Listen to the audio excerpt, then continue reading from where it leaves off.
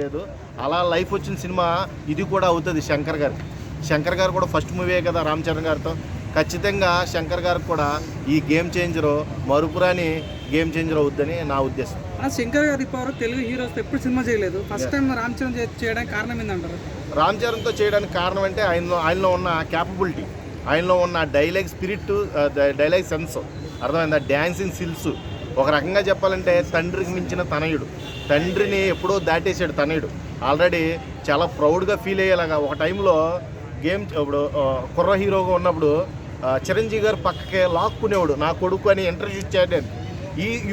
ఇప్పుడు నవ్వు సిచ్యువేషన్లో గేమ్ చేంజర్తో రామ్ చరణ్ గారి సిచ్యువేషన్ ఇప్పుడు ఎలా ఉందంటే గ్లోబల్ స్టార్ అయిన తర్వాత తండ్రిని మా నాన్నగారు అని దగ్గర లాక్కునే సిచ్యువేషన్. ఇంతకుముందు ఒక ఫంక్షన్ లో కూడా రామ్ చరణ్ తేజ్ గారు ఫాదర్ అని చెప్పి పబ్లిక్ లో లైవ్ లో ప్రౌడ్గా ఫీల్ అవ్వాలి. ఎందుకంటే ఆ టైంలో ప్యాన్ ఇండియా లేదు, కానీ చిరంజీవి గారు తీసిన సినిమా ప్రతి ఒక్కటి ప్యాన్ ఇండియా మూవీయే.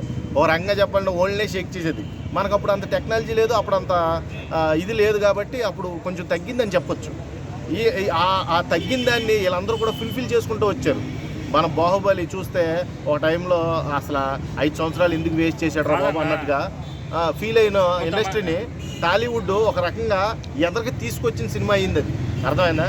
ఈరోజు బాలీవుడ్కి మన సినిమాల పేరు చెప్తుంటే భయపడుతున్నారు. ఒక రకంగా చెప్పాలంటే ఇప్పుడు రామ్ చరణ్ వస్తున్నాడంటే అమ్మో రామ్ చరణ్ సినిమా అవుతుందంట, కొన్ని సినిమాలు ఆపండి అంటున్నారు. అంటే ఆ రేంజ్కి వెళ్ళాం మనం. ఆ రేంజ్ని పెట్టుకోండి. ఎంతసేపు కలెక్షన్స్ ఏముంది భయ్యా, ₹1 టికెట్ రేటు పెరిగితే అయ్యే వస్తాయి. గేమ్లో కంటెంట్ ఉండాలి. ఖచ్చితంగా కంటెంట్తో వచ్చే సినిమా.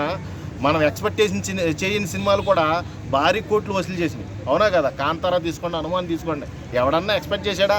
అసలు ఎవడైనా ఊహించాడా ఇంత కలెక్షన్ వస్తుందని? 16-20 కోట్లతో మొదలైన సినిమాలు 400-500 గ్రాస్ దగ్గర నిలబండి. ఇది ఎంత అంటే కంటెంటే మెయిన్ కంటెంట్ ఉంటే, దమ్ము ఉంటే శంకర్ తీసినా లేకపోతే రాజమౌళి తీసినా సుకుమార్ తీసినా అది బ్లాక్ బస్టర్ అవడానికి ఖచ్చితంగా ఛాన్స్ ఉంటుంది, స్కోప్ ఉంటుంది. ఆ కేటగిరీలోనే ఇప్పుడు శంకర్ గారు ఫస్ట్ టైం రామ్ చరణ్ గారితో ఈ సినిమాని ఏమైనా సరే సక్సెస్ఫుల్ కొట్టాలి. ఆల్రెడీ భారతీయుడు డిజాస్టర్తో కొంచెం డిసప్పాయింట్ అయినాడు, చాలా అంటే చాలా కృంగిపోయాడు. అలాంటి సిచ్యువేషన్ నుంచి మళ్ళీ కోలుకోవాలంటే ఖచ్చితంగా గేమ్ చేంజర్ హెల్ప్ అవుద్ది. శంకర్ గారు మార్కు మళ్ళీ పడద్ది. మనం ఏఆర్ రెహమాన్ గారి పాటలు ఎన్ని సంవత్సరాలైనా వింటానే ఉంటాం, అలాగే శంకర్ గారి సినిమాలు ఎన్ని సంవత్సరాలైనా చూస్తూనే ఉంటాం. అలాంటి క్రియేటివిటీ ఆ సినిమాలో కనబడద్దు. కాబట్టి ఎంత ఫ్లాప్ సినిమా అయినా మీరు చూసుకోండి, శంకర్ గారి సినిమా ఇప్పటికీ చూస్తూనే ఉంటారు. ఎందుకంటే ఆ క్రియేటివిటీ కావాలి జనాలకి. కాబట్టి గేమ్ చేంజర్ కూడా మరుపురాని సినిమా అవుద్ది. గేమ్ చేంజర్ రామ్ చరణ్కి మరో బిగ్గెస్ట్ హిట్ అవుద్ది.